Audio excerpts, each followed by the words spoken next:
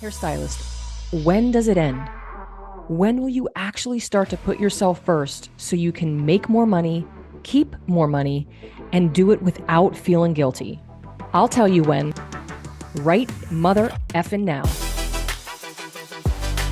Welcome to the Make That Money podcast with Nina Tulio, where we talk all things pricing, all things profit, and how to build your business with confidence. Hey, my friends, welcome back to the Make That Money podcast. We are going to talk about undercharging. You know, this is like, I live for talking about pricing and profit.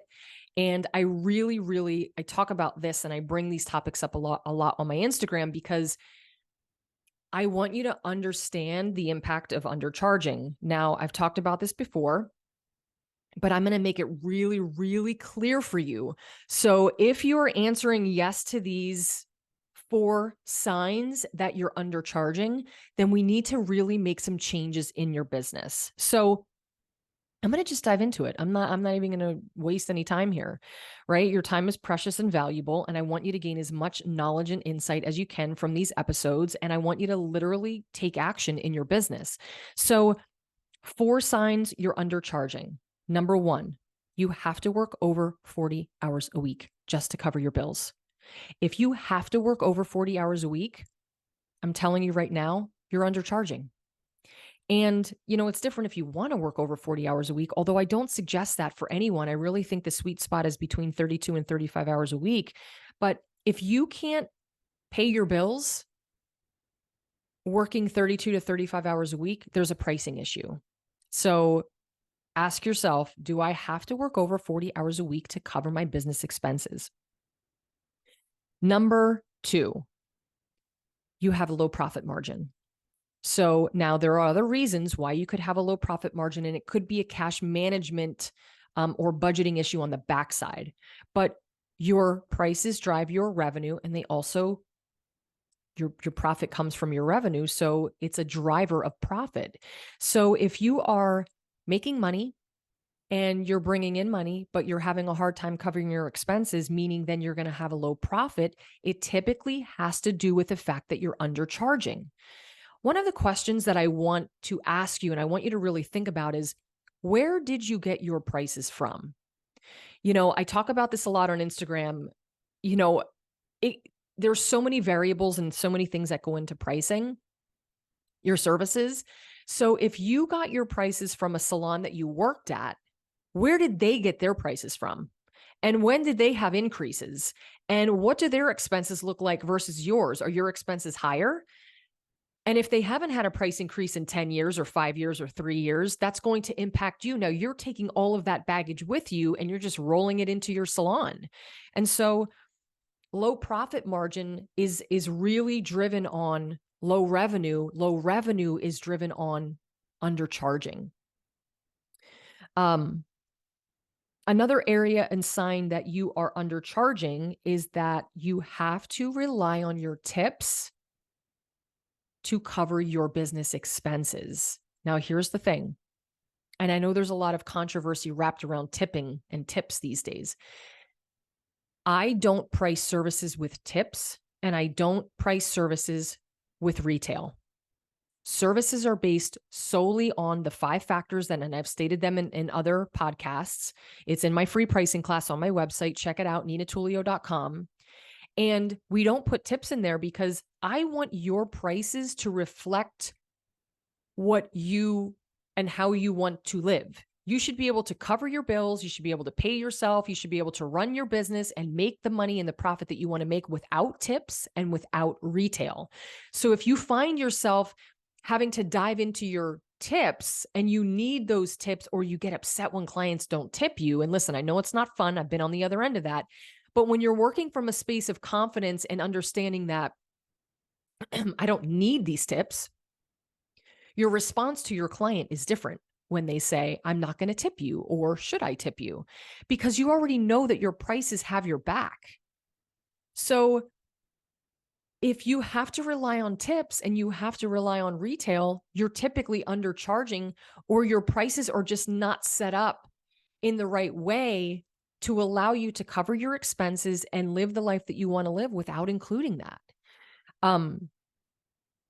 I think it's so important to understand that, you know, pricing services is one of those things that we have been talking about for 100 million years. And it's still one of those things that is such a point of contention.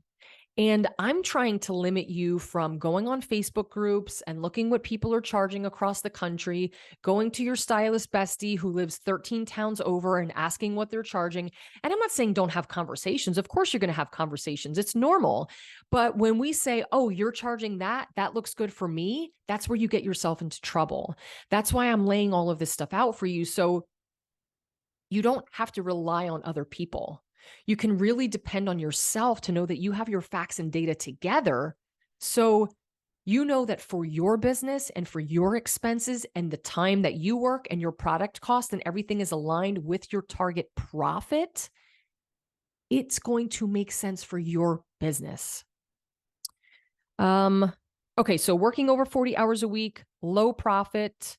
We have low sales. So that's just a given. If you are grinding, if you're working your ass off and you are not seeing the revenue that you should be seeing in your business, typically you're undercharging. Hands down. You should not have to work so damn hard to bring in money, pay yourself, cover your bills. We typically have a pricing issue there. And alongside of that, in a lot of cases, especially in my Make That Money course with my students, there's a volume issue, meaning that yes, prices are low sales are low because pricing is off, but also they're just not seeing the amount of clients that they need to see. So there is an effect here that kind of goes into it. It's just not one thing. We have to look at all of the areas. And so, yeah, we can get your prices right. And it's amazing if we know what your target price per minute is. We work toward that. But if you're supposed to be seeing 10 clients a week and you're only seeing 5, we have a volume issue, which we can also work on that too. Number 4, and last but not least, is if your product cost is more than 15% of your service price, you're typically undercharging. So what do I mean by that? If you're adding up all of your product cost, which you should be doing this anyway. How much do gloves cost per glove? How much does each foil cost? How much does it cost for an ounce of color? How much does it cost for an ounce of developer? This is all the work that we do in the course and it's a lot of work, but it pays off because now you add all of that up and you're like, okay, I'm just going to use this as an example. These are just numbers I'm throwing out. In order to do a root touch-up, it cost me $3.50. Now you know that. Right? So now what you would do, and I'm going to do this with you in real time. This is how you would calculate it. Let's just say that a root touch-up for you is a root touch-up and a blowout. Let's say it's $100. We'll just use that as an example. All you're going to do is you're going to times that number by 15%. And that's showing me that I am allotted $15 in product cost for that particular service. Now, touch-ups typically aren't where we have an issue unless they're so underpriced, because if we're doing this service for $60 and, at 15%, that would give me $9. I still may be okay, right? And that's just one indicator. Remember, we're talking about 4 indicators that you're undercharging, but typically where we run into this problem is with blonding services. Blonding services typically are the most undercharged because a lot of stylists and owners are not accounting for their product cost and they're undercharging. So if you want to look at what your product cost is, take the price of your service. So let's do another one, say $250 service times 0.15. That means that you're allotted $37.50 for that particular service. That includes all your scoops of lightener, all of your gloves, all of your toners and glosses, your back bar shampoo and conditioner. You have to know exactly how much everything costs you, right? So now, and you can use apps and things like Salon Scale that can, very much so help you in terms of like telling you what the product cost is going to be. We calculate all of this. I have a worksheet in my course that allows you to plug in your information, and then it will spit out your price per minute and also spit out your allotted product cost. But you're still going to have to add up your foils, your back bar shampoo and conditioner. You still need to know what it costs you per tube of color and per ounce. You should be doing all of your homework for this. So maybe this is your eye opener where you're like, you know what? I don't know that. And that's okay. That's why you're here. That's why you're listening to this. So you can say, oh shit, I really need to start figuring out what it cost me per scoop of lightener, per ounce of color. Gloves. What does it cost per glove? I mean, I know it sounds crazy, but that's what we have to do. You got to get now down to the nitty gritty to understand really what it looks like the costs are to run your business. And that's just the product side. You have rent. You have insurance. If you have assistants and associates and stylists, you have payroll. There's so many things that go into running a business. And I'm just, spouting off a few, but there's so many of them. So if any of these are sitting with you and you're like, oh my God, this is me, we've got to get your prices right. We really have to understand what your baseline price per minute, price per hour is. And we also have to understand what your target price per minute, price per hour is. So that's how we base and price your services, your new services. And in the course, I help bridge the gap between the baseline price per minute and the target price per minute. But in my free pricing class, you can literally just check it out and go in. It's going to go in a little bit deeper and it's going to show you how to calculate all of these things. And I'm telling you, it's just going to start to make more sense. The more you listen to this shit, the more you're going to be like, okay, this is starting to make some damn sense. This is why I'm not making the money. This is why I'm not keeping the money, right? This is why I'm not making a profit. And again, there could be some spending issues and budgeting issues there on the back end too, which we have to look at. But let's get your prices all the way together so you can work less than 40 hours a week, so you can enjoy what you're doing and you don't feel, resentment when you're coming into your salon because you're so damn burned out and tired. And when you're doing a service and you're undercharging, do you think you're giving 100%? No, you're not. And I know because I lived it.